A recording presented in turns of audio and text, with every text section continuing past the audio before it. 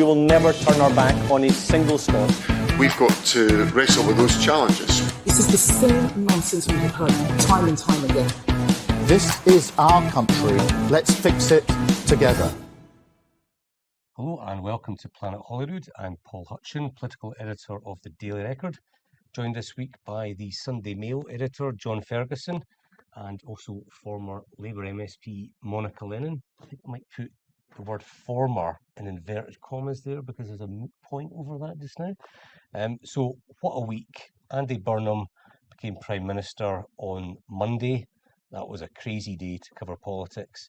And then yesterday, the Scottish Labour leader Anas Sarwar emerged. I think the Daily Record broke the story that he was going to be resigning, getting a job in Andy Burnham's government, joining the House of Lords, and of course leaving Holyrood as well. So, I mean, Westminster politics has been crazy for a long time, but this week has been pretty extraordinary, and there's a lot to unpack. So, Monica, just coming to you first. You know Anas Sarwar, you've worked with him a long time. I think you and him went toe-to-toe in a leadership contest as well. What is your reaction to his decision to stand down? Well, I followed the news from last night onwards, like everyone else, and it looks like Anas is going into government. Andy Burnham has asked him to be a minister in government, and for that to be possible, he has to enter the House of Lords because he's not a member of Parliament. So I think on the one level it's not surprising. I think Andy Burnham is assembling, a team of all the talents. Anas has been an MP before. I think he was a shadow minister when he was in the House of Commons, so he has experience in Westminster and is known to Andy Burnham.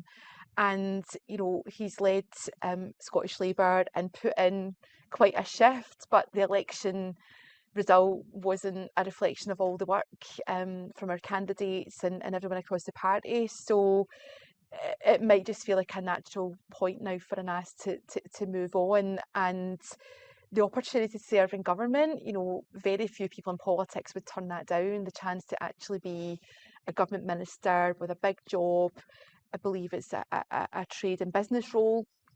And I think that will suit Anas. So I think, there will be mixed feelings about it, but I think he'll leave his current role with the best wishes of the Scottish Labour Party and the wider movement. People recognise taking on these jobs, being the leader of Scottish Labour, it's often been described as a thankless job, but he always did it with a smile. And it's certainly not the end of Anas, possibly a new beginning. So, but as far as I know, it's not official yet. So that's why I hesitate, because I have not heard anything official from the UK government, although it's been widely reported.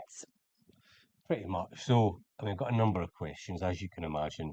So the way it's going to pan out is that it will be formally confirmed that he's going to the Lords. And of course, you'll know that there's a ban on dual mandates. You can't serve as an MSP and as a peer. So he's going to have to stand down from the Scottish Parliament, which means standing down from the Glasgow list. You are next on the list, which means, unless I don't know the law, it's going to be you that goes back to Holyrood, if you want that.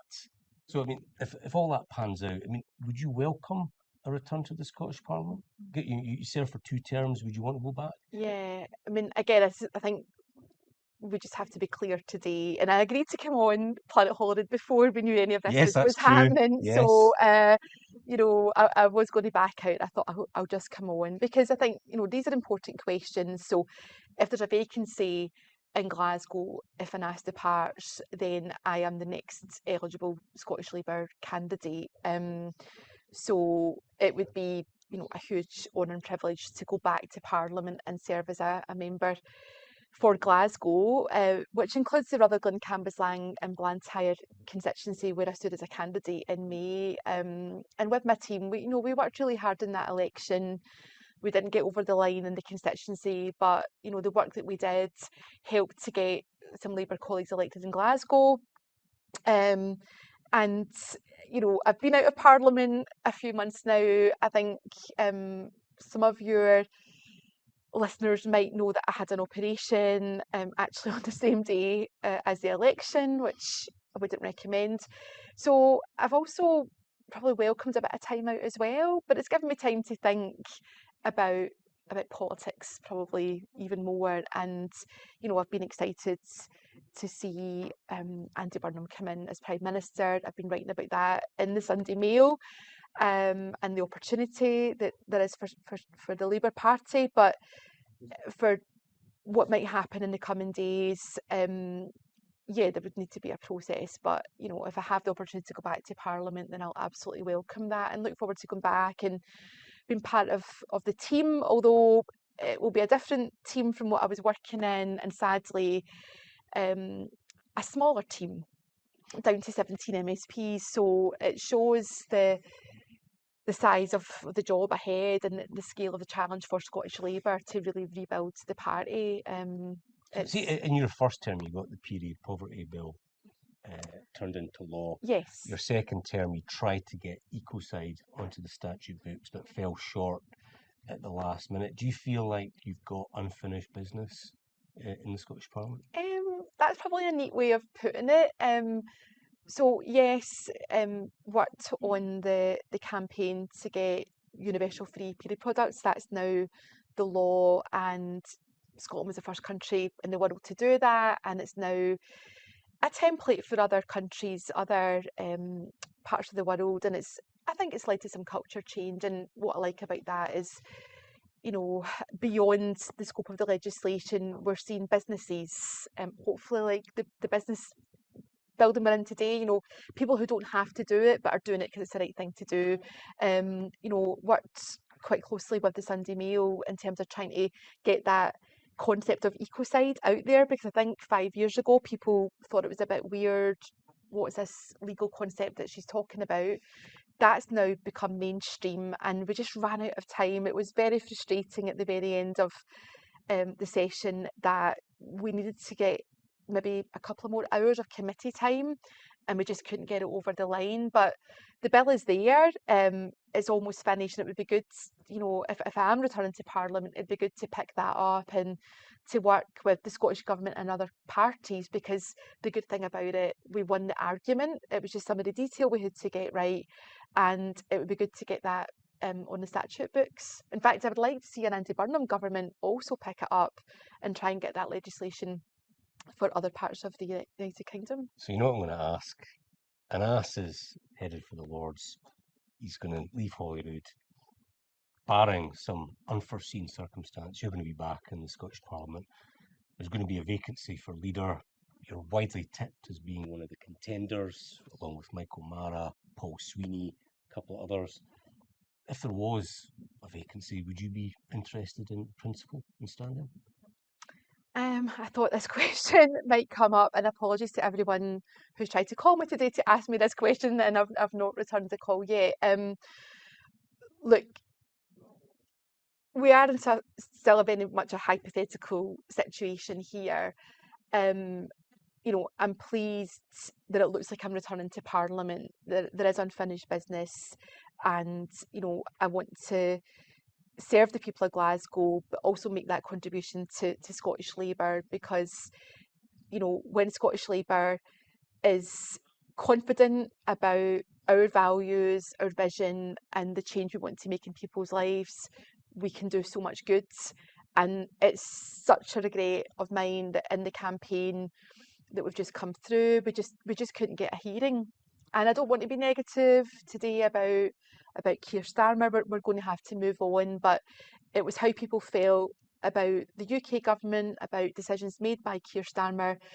That was the main barrier. We just couldn't get beyond that on the doorsteps, and it just meant that policies that we had in the manifesto, ideas that we had, the good and talented candidates that we had, we just didn't get a hearing, and that's deeply frustrating. I'm not going to sit here today and rule myself out of a race that hasn't even started, but I would hope that if I'm going back to Parliament, there's an opportunity for everyone in the party to have a fair chance at this. So I would hope that any process that's agreed by the Scottish Labour Scottish Executive Committee, because they are the governing body, that creates space for everyone in the party who wants to be involved in that to have the chance to not only put themselves forward, but to have the chance to contribute to that process. I have been through a leadership contest before, Bruising. and well, I wouldn't say it was bruising. I've been through worse things in life,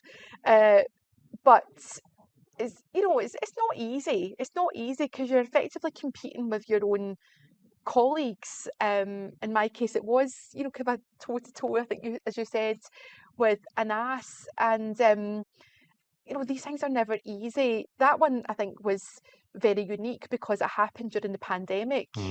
And actually, I think a frustration that Anas and I both shared was that we couldn't really get out and meet the members. We had to do it online, largely on Zoom calls. Even the result was declared, by Zoom. It was just a very, very strange time. I think the only time that Anas and I got together actually was in the TV studio. We agreed to do a BBC debate and an STV debate, and that was the first time we saw each other during that contest. So that's really weird. But look, things are going to change, and there will need to be change in how we lead Scottish Labour.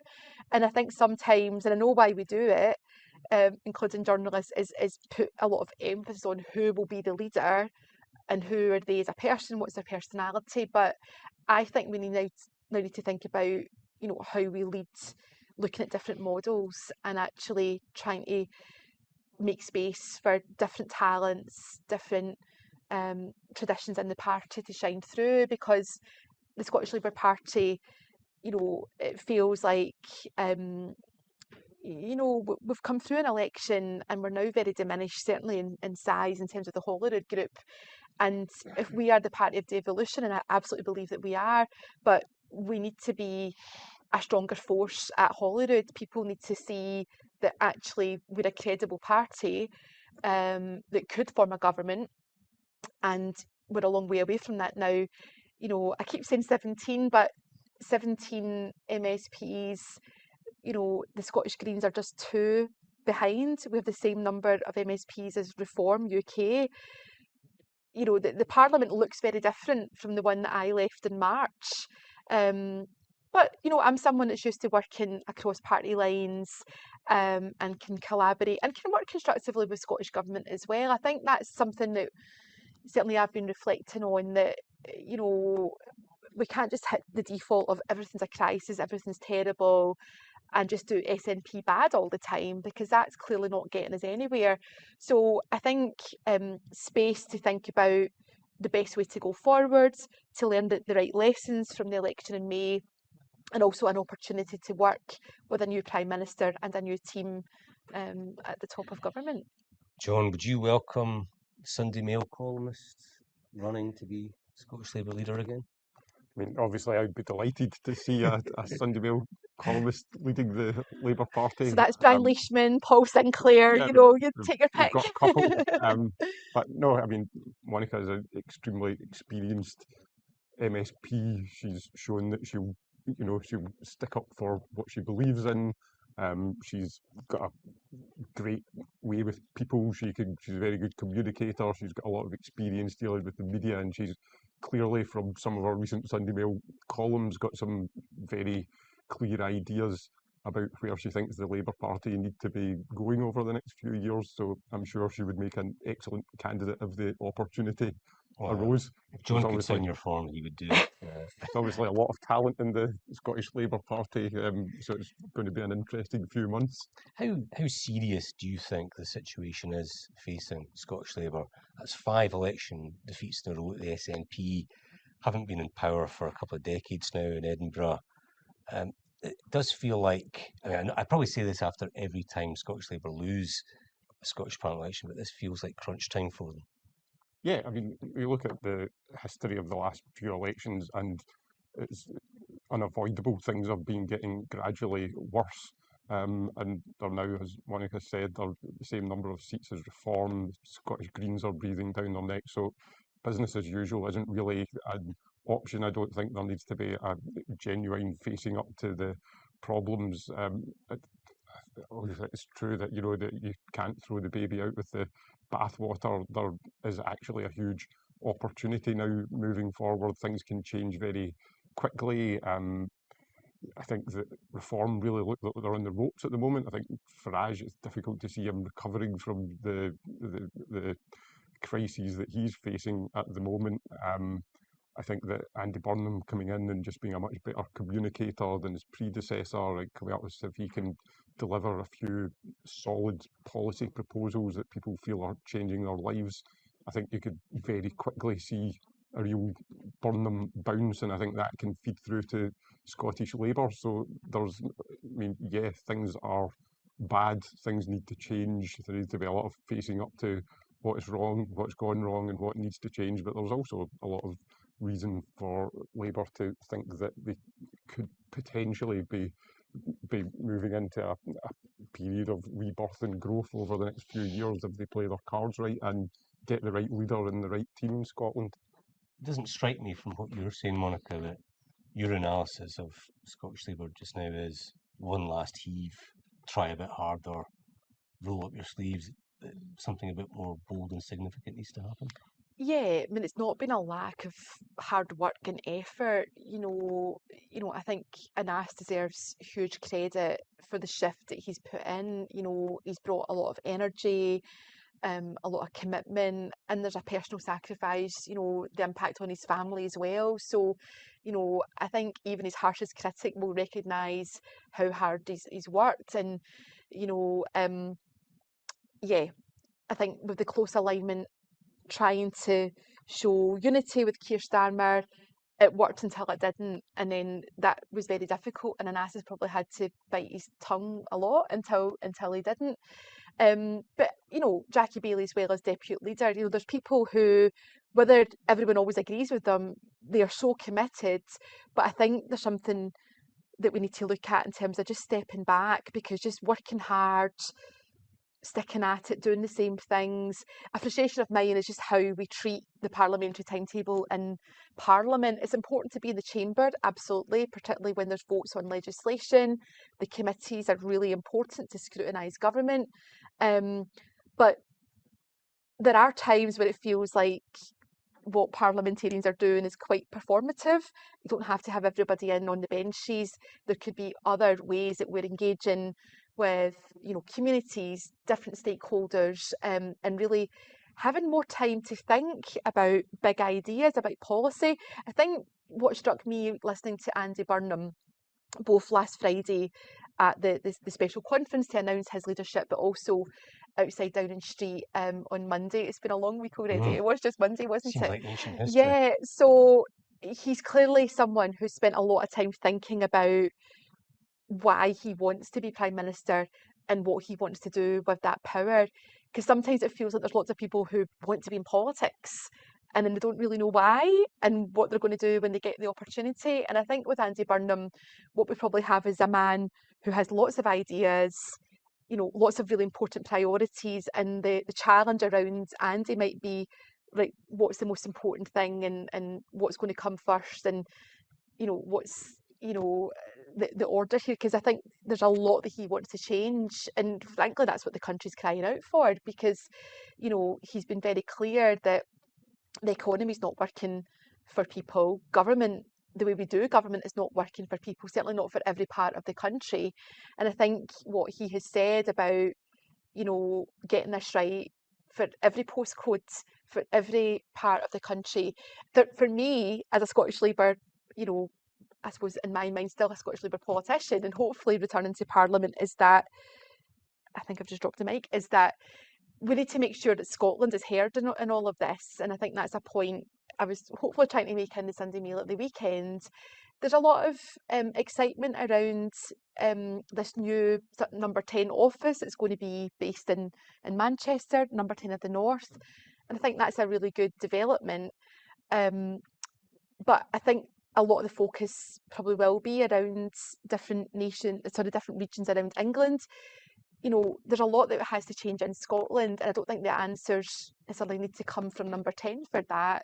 But, I wish Douglas Alexander well in his reappointment as Secretary of State for Scotland.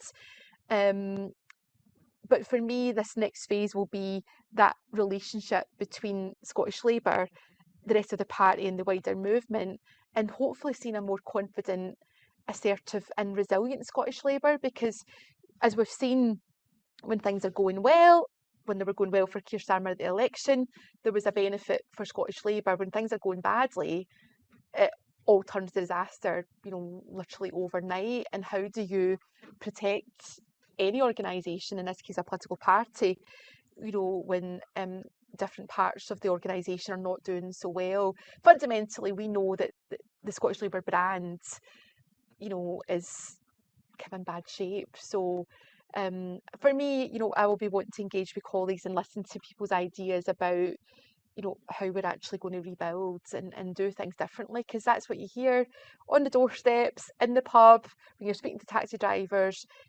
Things are pretty rubbish as they are. It's about doing things better. Again, something that Andy Burnham's been very honest about. We have to be better, and that's certainly true for us in Scottish Labour. Since the news broke last night that he was leaving Holyrood, going to the House of Lords, have you had Scottish Labour members approach you to say, Monica, we would like you to stand for leadership? Yeah, I mean, look, this has all been happening quite quickly. I was kind of trying to get to IKEA last night. We're doing some DIY, so had to abandon a trip to IKEA. So yeah, I mean, lots of people have been getting in touch, including today, which is very kind, and I'm very flattered. And actually, people have been really nice, since losing the election in May and going through a sort of period of, health issues and going through an operation. So having that ongoing contact with friends and colleagues in the party has been nice. I know that party members are really eager to see improvements and to see change, because there's never really the luxury of time in politics. There's a big election coming next year, in terms of local government, and in fact there's by-elections happening all the time. I was on holiday a couple of weeks ago, and sadly we lost a by-election in South Lanarkshire, in my area, pretty badly. There's another by-election coming in South Lanarkshire, following the sad death of one of the councillors. So there's always another election round the corner, and it's really important that Scottish Labour has the resources and the capacity to take on these challenges, but also make sure that we're, giving people a bit of, motivation to get involved. We're going to be choosing candidates for these council elections pretty soon. We want people to think this is worthwhile and that they've got a contribution to make. Because John's right, there was a point there where everyone thought, oh, reform, they're just going to walk it, they'll be taking a seat in every ward in Scotland, and they could be a dominant force in local government for next year. So things can change pretty quickly.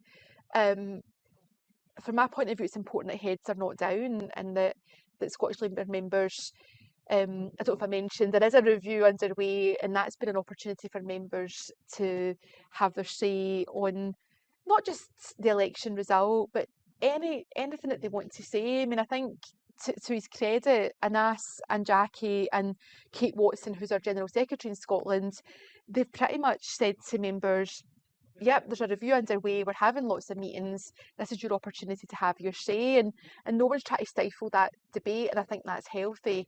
But it's been nice to hear from members and colleagues that I've maybe not seen for a wee while during my time out. And look, I'm not going to rule myself out of anything right now, but I want to respect other colleagues as well and hear what they have to say, because maybe some people have had more time to think about this than I have. I'm always in listening mode. It's one of my strengths.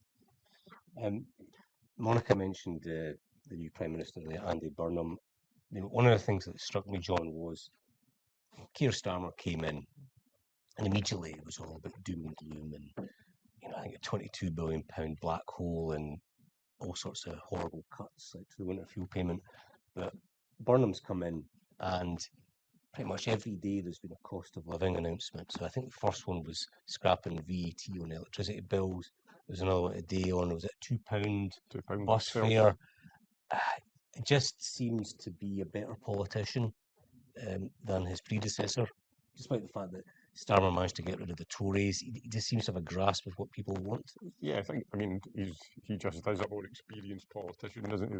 Keir Starmer didn't really have much experience in politics before he became the leader of the party, and then Prime Minister Andy Burnham's he's actually, is it 2 leadership elections that he's stood in? 2010 and 2015. But someone else has been through a bruising leadership election, but come Yeah. back to now he's walking into 10 Downing Street. That's something. Yeah, well, we need to have a chat. I'll get his Yeah, notes of it. Yeah. So, but yeah, I think he's clearly watched what happened to Keir Starmer, and he doesn't want to make the same mistakes again. So he's come in with a very positive message, and he's trying to announce some big policies that can, even in small ways, just show that he understands the challenges people have, and he wants to do something about it quickly. So I think that's good to see. I guess he does seem to, he initially announced a potential income tax cut effectively. It looks like he's sort of walking that back now. I guess At the sums and realised it's too yeah, expensive. and I guess that he needs to be careful. He wants to get off to a positive, good start, but he doesn't want to look like he's U-turning within the first couple of weeks. So he will need to be careful about not over promising and things. For And he example, has I think said there is a 10-year plan that more details going to emerge of that in the coming weeks and months. So yeah, I think in the long term he definitely does want to do something on income tax. It's interesting if you read what some people have suggested that actually looking at that basic rate, it might be better to look at a cut to national insurance, which would It's cheaper as well. It would be cheaper, and you would be able to target people on lower pay more effectively. So I think there's going to be a lot of boffins working away in these areas to try to come up with. So he's going to. One of the problems he's going to have is that, like Keir Starmer, there just isn't that much wiggle room in the public finances at the moment. If he wants to keep to these fiscal rules, then things are going to be tough. But I think the things like the £2 bus fares, I think it's something that he did in Manchester. It's been viewed as being very successful, and so great, if you can roll that out across the UK, people are going to feel that they've got a government that's working for them and understands the issues that they have. So yeah, I think that at the moment he's going to want to keep that positive momentum going and just deliver some things that are concrete and that he will get on positive headlines rather than sort of everything's going to get worse. And by the way, I'm taking some money off of pensioners, which was a disastrous start that I'm not sure Keir Starmer ever recovered from. yeah. Does part of you think that you look at what's going on in Downing Street just now, and clearly it's better than what preceded it? Andy Burnham did a good first week. Starmer had a pretty disastrous start. But do you look at it and think, well, okay, it's good that the UK government's got its act together, but in terms of Scotland, it's very much on Scottish Labour to lead in that. You can't really rely on the UK government to kind of lift up all the boats. The onus is on your own party. I love the fact it's only Wednesday and we're having this discussion about Andy Burnham's week. By the time it gets to Friday, I thought it was Thursday, but you're right. Yeah. Look, in terms of what happens next, I think it is really important, for not just Scottish Labour but also the Scottish Government to have, a strong relationship with the UK Government. And to collaborate where that is in the interest of the people of Scotland. Something else that Andy Burnham, I sound like an Andy Burnham fangirl here, but something else that he said I think really resonates is that, he's interested in problem solving, not point scoring. And when you speak to people, they always say, why can't you just listen to each other? Why does everyone talk over each other? Why do you all disagree just for the sake of disagreement?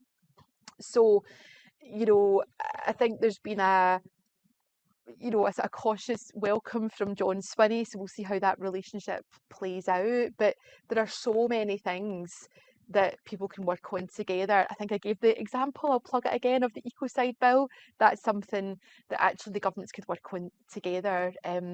they could just cut me out as the middlewoman, they could just get on and do it. So there's on a serious note, there is a lot that people can work on together. But of course it's important for parties to stand out and tell people, why they should vote for them, why they're different, what they really believe in.